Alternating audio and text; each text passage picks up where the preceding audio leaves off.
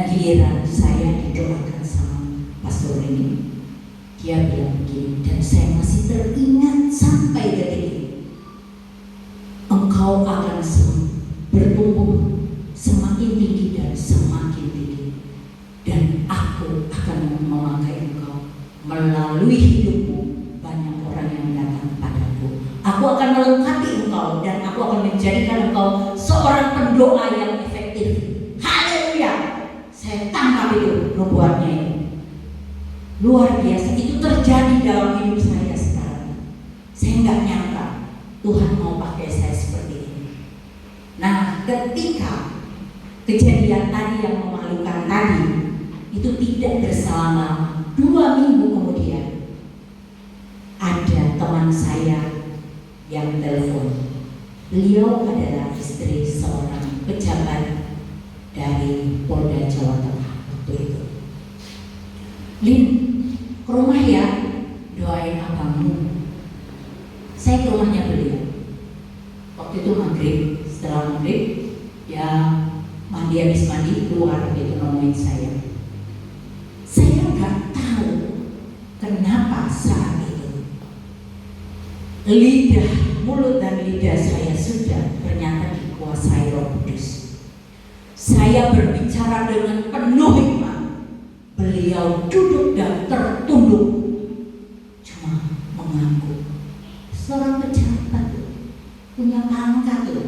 Aku kiopo, tapi saya bilang jangan kau pandang aku sebagai leader. Yang biasa kamu, aku datang sebagai utusan Tuhan untukmu. Itu saya tuh setelah itu baru saya sadar, kok aku bisa ngomong gitu ya.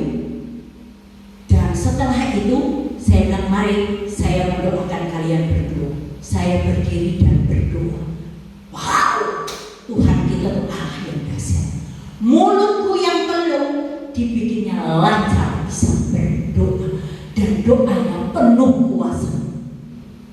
Itu luar biasa, satu mujizat yang aku rasakan. Pertama kali lidah mulutku dipakai Tuhan untuk menjadi berdoa. Berdoa yang penuh kuasa. Setelah itu saya masuk ke mobil lagi, saya pulang. Saya tepuk lagi setir mobil saya. Wah, Roh Kudus luar biasa, itu memang nyata dalam kehidupan saya. Itu membuat saya semakin berapi-api. Kejadian pertama saya mengalami secara langsung satu hal yang mustahil menjadi hal yang mustahil menjadi mungkin. Itu malam itu saya bisa berdoa, saya bisa menasihati beliau dengan keras. Sampai sekarang saya bilang pedang bermata dua ada di tangan. Saya kalau ngomong soal firman Tuhan pasti tajam. Mungkin banyak orang yang kena, tersinggung, marah, tapi demikianlah firman Tuhan. Firman Tuhan tuh gak ada yang lembut sebenarnya buat kita. Kenapa keras? Supaya membentuk kita tuh menjadi baik, menjadi benar hidup kita. Gak ada firman Tuhan tuh yang level, gak ada. Kita tuh harus punya kerinduan dari hati kita sendiri. Dan sejak awal saya dijamah Tuhan, pertama kali saya dijamah Tuhan, saya bersujud dan saya menangis lama sekali. Dan saya cuma bilang oke deh Tuhan, oke, pakai aku ya Tuhan, pakai aku. Dan setiap doa saya cuma bilang Tuhan, ini hidupku Tuhan, pakailah aku untuk kemuliaan nama-Mu, layakkanlah aku ya Tuhan, pakailah seturut kehendak. Jadi kalau Tuhan mau pakai saya jadi apa aja, terserah, suka-suka Dia aja. Dia mau bawa aku kemana suka-sukanya Dia aja. Tapi aku gak pernah bilang tidak. Kalau Tuhan sudah bilang jalan saya. Tapi kadang-kadang dalam hal ini justru kita dimanfaatkan orang. Kadang-kadang dalam pelayanan kami dimanfaatkan. Tapi gak apa-apa. Dan Tuhan yang tahu. Yang penting kita sudah melakukan yang terbaik. Selanjutnya urusan Tuhan. Kadang-kadang orang ada yang sudah kita tolong, sekedar menyapa kita aja itu enggak, bahkan membohongi kita, biasa aja. Yang penting kita mau mengampuni, lepaskan. Kalau orang di dalam hidup kita justru mau merongrong hidup kita dalam hal mungkin ngerasani kita, menjelek-jelekan kita di belakang, lepaskan pengampunan. Itu wajib hukumnya buat kita. Lepaskan pengampunan dan jangan terima sampahnya. Orang biasanya begitu tuh, orang yang membuang sampah kehidupannya, jangan diterima, lepaskan lagi. Lepaskan pengampunan dan lupakan aja, jangan diingat. Karena itu akan mengganggu kehidupan kita secara rohani. Itu menghalangi, menjadi satu tirai yang menghalangi kita datang menghampiri Tuhan. Masuk ke hadirat Tuhan kalau kita ini masih sakit hati, gak bisa. Masuk ke hadirat Tuhan kalau kita ini masih marah, gak bisa. Masuk ke hadirat Tuhan kalau kita masih membenci, gak bisa. Masuk ke hadirat Tuhan kita masih otaknya mikir seks, gak bisa. Harus kita lepaskan semua dulu. Minta sama Tuhan. Tuhan tidak mungkin memberikan karunia itu kita semuanya sama. Tidak. Tuhan memberi masing-masing dengan kemampuannya. Tuhan akan pakai kita. Dari kelemahan kita lah Tuhan pakai. Bukan karena kehebatan kita, kekuatan kita, kepintaran kita, enggak. Tadi saya bolak-balik bilang, kalau kita itu begini, aku kan gak bisa, aku gak bisa ngomong, aku gak bisa doa, aku gak bisa nyanyi terus. Tuhan bisa jadikan batu jadi alatnya loh. Terus kita nih untuk apa? Akhirnya dibuang ke dalam neraka. Jadi kita harus minta sama Tuhan, itu harus minta. Ada orang yang begini, gak bisa melakukan apa-apa, tetapi dia bisa memberi. Karena punya, dia bisa memberi. Ada juga yang seperti begitu, dan puji Tuhan, saya ada beberapa, kedua kayaknya ya. Selalu dia bilang, Bu, saya tuh gak bisa seperti ibu. Apalagi harus pergi ke dusun-dusun, naik gunung-gunung kayak begitu, pergi jauh, saya gak bisa. Saya bantu aja ya Bu. Ibu kalau ada butuh apa-apa bilang aja sama saya. Puji Tuhan. Jadi dimana kalau di gereja yang kami layani misalnya alat musiknya rusak, drumnya pecah-pecah, ya saya tinggalkan dari beliau. Apa yang bisa kita? Oh, ini spare partnya masih bisa diganti, beli aja spare partnya, kita ganti. Ada yang, Bu, kita nggak punya keyboard. Ya, karena gereja kecil kita beli lagi keyboard, kasih keyboard. Ini sound systemnya jelek, ya kita cari. Jadi apa yang bisa kita lakukan untuk kemuliaan nama Tuhan? Saya cuma jadi alat salurannya aja. Ada yang memberi, saya cuma menyalurkan aja. Jadi pelayanan kami itu multi deh. Bukan cuma berdoa, bukan cuma menyanyi, bukan cuma renovasi, yaitu ada sarana-sarana yang rusak pun kami perbaiki. Saat ini kami akan renovasi 2 gereja, satu di GSCA di Dusun Gandu dan satu lagi di PDI di Dusun Semanding. Dusun Semanding lebih jauh di lereng Gunung Ungaran, antara Gunung Ungaran dan Gunung Sumbing. Kemarin baru selesai merenovasi gereja di Dusun Semampir. Itu letaknya di antara Ungaran dan Sumbing juga. Puji Tuhan sudah selesai. Sebelum-sebelumnya ada di Sugimani, ada di Gedong, Diwa juga belum selesai. Diwa ini masih di Dusun Dewa, kan jauh dari sini ya, daerah Getas sana, tidak terlalu jauh dari sana tidak. Masih ada hal-hal yang masih harus ditambahin seperti keramik, cat dan lain-lain, kaca yang belum lengkap. Ya itu yang kami lengkapi. Tapi fokus kami pelayanan untuk renovasi memang hanya di gereja, bukan pastori. Karena kadang-kadang pastori itu milik rumah pribadi. Jadi kalau rumah pribadi kami putuskan untuk tidak renovasi lagi karena sudah punya pengalaman di dusun gedung. Merenovasi rumah pribadi malah jadi masalah. Ya sudah, lebih baik kita fokus untuk pelayanan Tuhan, khususnya di gereja aja. Kita kembali lagi melihat kebenaran firman Tuhan. Yohanes 15 ayat 1 sampai 8. Yohanes 15 ayat 1 sampai 8.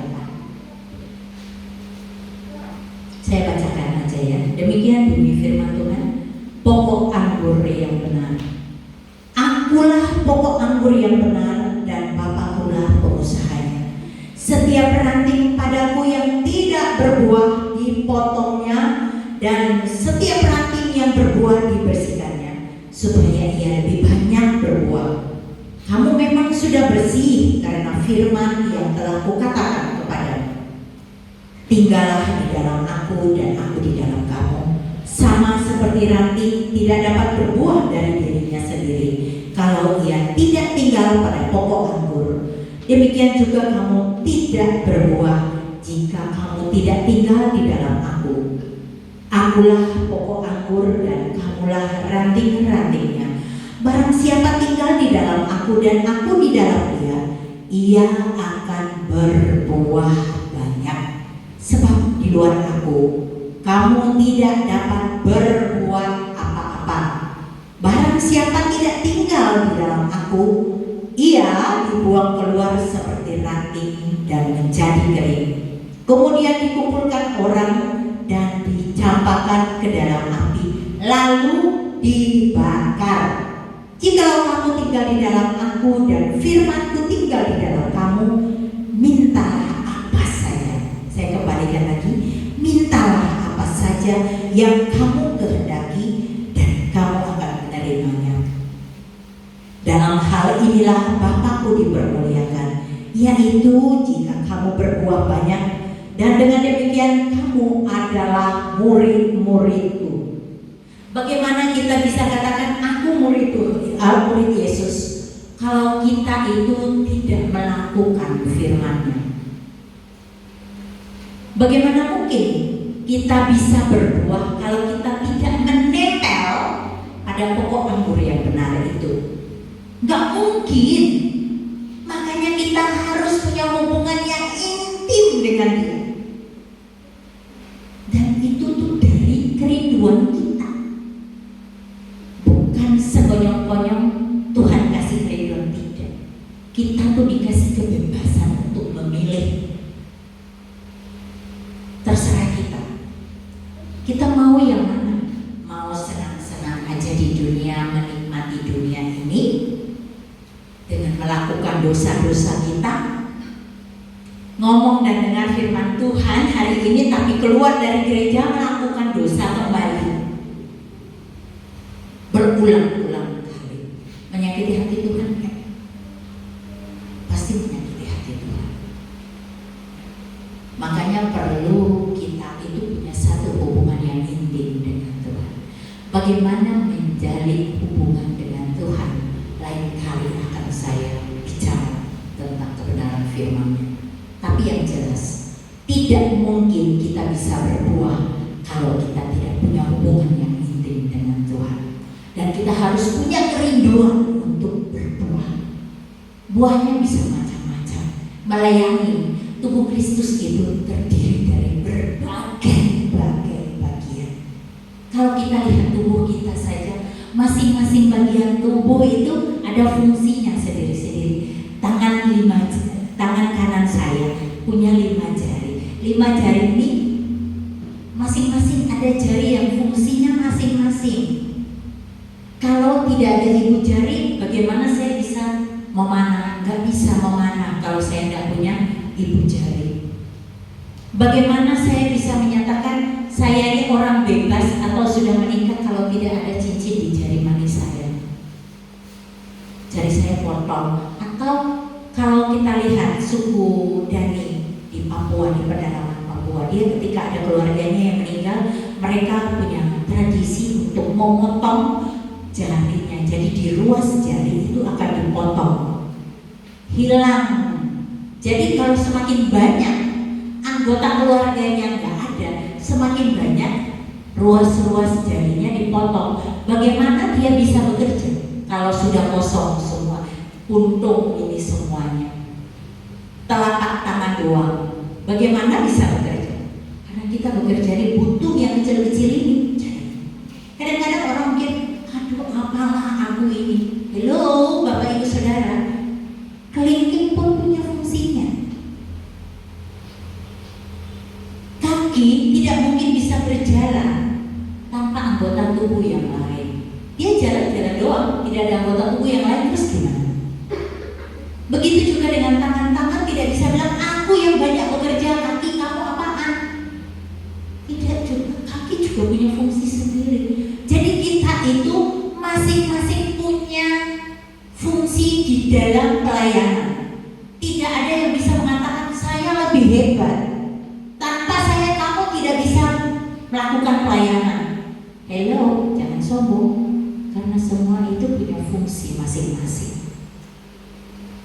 Kadang-kadang ada yang merasa, aduh aku ini apalah, aku nggak bisa nyanyi, aku nggak bisa berdoa, terus sombong.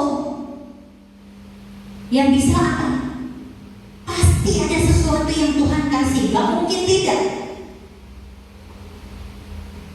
Tapi kita juga harus mau menyampaikan kebenaran firman Tuhan, bahwa Yesus adalah Tuhan dan Juru Selamat umat manusia. Tuhan Yesus datang ke dunia untuk menyelamatkan aku dan kau. Tuhan gak pernah bawa agama Kristen atau Katolik. Tuhan Yesus gak pernah bawa agama. Agama adalah buatan manusia. Tapi kita harus mau menjadi anak Tuhan. Apapun yang bisa kita lakukan. Melakukan hal yang mungkin orang lain pandang kecil, tapi belum tentu itu kecil di hadapan Tuhan. Soal memberi aja, kita punya kelebihan dan kita memberi yang lemah, yang tidak punya, kita memberi pada mereka. Itu saja, mungkin kita pikir Allah cuma begitu doang, bukan apa-apa. Tapi di hadapan Tuhan, penilaiannya beda. Penilaian Tuhan terhadap hidup kita tuh bukan seperti penilaian kita manusia. Kadang-kadang kita suka menghakimi orang, kita masih jahatin orang, suka ngerasain orang, suka jelek-jelekin orang. Tapi Tuhan tidak demikian. Kita harus sungguh-sungguh bertobat, karena tidak ada manusia yang hidup itu tanpa dosa, gak ada. Semua manusia kita berdosa kok. Kalau kita nggak berdosa, buat apa Tuhan Yesus datang ke dunia? Kadang-kadang pendeta pun masih melakukan dosa kok. Ya wajar, dia masih manusia yang terdiri dari darah dan daging. Dia belum jadi roh. Kalau dia sudah jadi roh, dia sudah ada melakukan dosa lagi. Selama kita itu masih hidup di dunia, kita masih ada kemungkinan jatuh dalam dosa. Tapi jatuh dalam dosa atau tidak, itu adalah kembali keputusan kita untuk mau jatuh dalam dosa atau kita mau hidup sungguh-sungguh untuk kemuliaan Tuhan. Bekerja sungguh-sungguh dengan jujur di hadapan Tuhan dan manusia. Tidak ada yang tersembunyi bagi Dia. Kita bisa sembunyikan di hadapan manusia, tapi kita tidak bisa sembunyikan di hadapan Tuhan. Kita juga harus mau melakukan perintah-perintahnya. Kita lihat lagi kebenaran firman Tuhan, kitab Keluaran 20 ayat 1 sampai 17. Demikian bunyi firman Tuhan. Ke-10 firman. Lalu Allah mengucapkan segala firman ini, Akulah Tuhan Allahmu yang membawa engkau keluar dari tanah Mesir, dari tempat ada padamu Allah lain di hadapanku. Jangan membuat bagimu patung yang menyerupai apapun yang ada di langit di atas, atau ada di bumi di bawah, atau yang ada di dalam air di bawah bumi. Jangan sujud menyembah kepadanya atau beribadah kepadanya, sebab aku, Tuhan Allahmu, adalah Allah yang cemburu, yang membalaskan kesalahan bapa kepada anak-anaknya, kepada keturunan yang ketiga dan keempat dari orang-orang yang membenci aku. Tetapi aku menunjukkan kasih setia kepada beribu-ribu orang, yaitu mereka yang mengasihi aku dan yang berpegang pada perintah-perintahku. Jangan menyebut nama Tuhan Allahmu dengan sembarangan, sebab Tuhan akan memandang bersalah orang yang menyebut namanya dengan sembarangan. Ingatlah dan kuduskanlah hari Sabat. 6 hari lamanya engkau akan bekerja dan melakukan segala pekerjaan. Tetapi hari ke-7 adalah hari Sabat Tuhan Allah. Maka jangan melakukan sesuatu pekerjaan, engkau atau anakmu laki-laki atau anakmu perempuan, atau hambamu laki-laki atau hambamu perempuan, atau hewanmu atau orang asing yang di tempat kediamanmu. Sebab 6 hari lamanya Tuhan menjadikan langit dan bumi, laut dan segala isinya, dan ia berhenti pada hari ke-7. Itulah sebabnya Tuhan memberkati hari Sabat dan menguduskannya. Hormatilah ayahmu dan ibumu, supaya lanjut umurmu di tanah yang diberikan Tuhan Allahmu kepadamu. Jangan membunuh, jangan berzina, jangan mencuri, jangan mengucapkan saksi dusta tentang sesamamu, jangan mengingini rumah sesamamu, jangan mengingini istrinya atau hambanya laki-laki atau hambanya perempuan, atau lembunya atau keledainya, atau apapun yang dipunyai sesamamu. Haleluya, puji Tuhan. Ini firman juga yang menguatkan kita, yang selalu mengingatkan kita untuk tidak melakukan dosa. Mau mengingini sesuatu yang bukan punya kita, teringat akan firman ini. Oh jangan. Mau berzina, Tuhan bilang jangan berzina. Berzina bukan cuma berzina secara langsung, tetapi memandang dan menimbulkan gairah di hati kita, dalam hidup kita, itu sudah satu dosa. Tuhan bilang, kalau matamu itu membuat kau berdosa, cungkillah matamu itu. Lebih baik kamu masuk ke dalam surga dengan mata yang buta, daripada kamu masuk utuh dengan matamu tapi ke dalam api neraka. Kita lihat lagi kebenaran firman Tuhan. Oh sudah ya tadi. Ya, kebenaran firman Tuhan Injil Matius 28 ayat 9 sampai 20. Ini adalah ayat terakhir, dan pesan saya juga pesan Tuhan yang utama, adalah pesan Tuhan buat kita semua. Demikian bunyi firman Tuhan.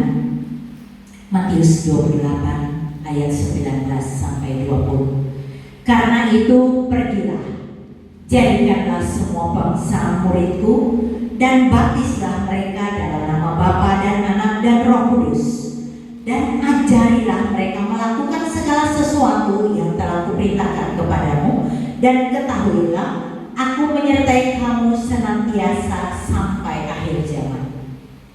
Kita jangan pernah takut untuk menginjili orang yang belum mengenal Tuhan Yesus. Amanat agung ini adalah tugas dari setiap kita, bukan tugas gembala. Gembala tugasnya adalah menggembala. Tugas untuk amanat agung ini adalah setiap kita yang mengaku menjadi anak Yesus atau murid dari Yesus Kristus. Kalau kita tidak melakukan amanat agung, bagaimana ya? Kira-kira kita selamat enggak? Itu wajib hukumnya buat kita. Saya percaya kalau kita itu hidup benar di hadapan Tuhan, mulut kita tidak berhenti untuk menceritakan kebaikan-kebaikan Tuhan dalam hidup kita pada orang Kudus yang bekerja menjamah hatinya. Karena bukan kemampuan dan kepintaran kita membuat seseorang bertobat, tidak. Tetapi itu kuasa Roh Kudus yang ada menyertai kita. Dia katakan sampai akhir zaman dia menyertai kita loh. Jadi kenapa kita takut? Banyak orang Kristen tuh takut, apalagi di Indonesia ini kita terintimidasi. Padahal banyak orang yang rindu menemukan Tuhan yang benar, Tuhan yang hidup dan nyata dalam kehidupannya. Tapi dia tidak menemukan seperti aku.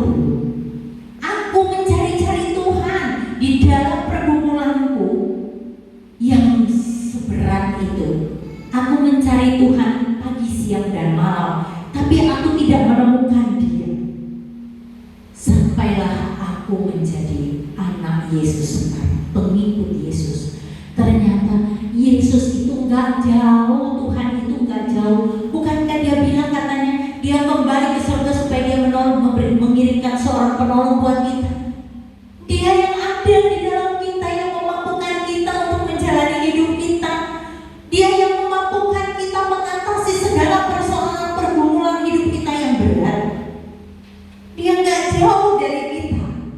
Haleluya, kita punya hidup, punya Tuhan yang hidup, yang berkuasa penuh dan berdaulat atas hidup kita. Dia yang mengatur hidup kita.